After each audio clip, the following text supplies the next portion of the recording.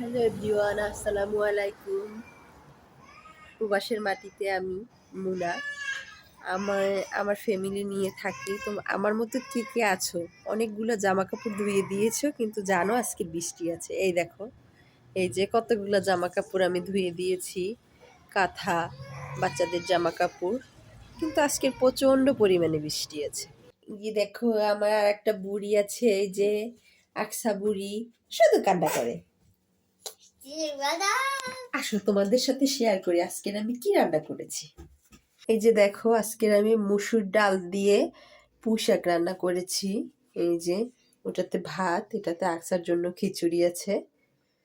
তোমরা কে কে আমার মতো আছো, বিদেশে একা একা বাচ্চা সামলাচ্ছ এবং সংসার করছো? কেমন লাগে? কোনো মানুষ থাকে না, কোনো হেল্পিং হ্যান্ড থাকে না, কিন্তু একা একা সব করতে হয়। আমার তো একটু কষ্ট হলেও বেশ ভালোই লাগে। তোমাদের কেমন লাগে জানাবে কিন্তু।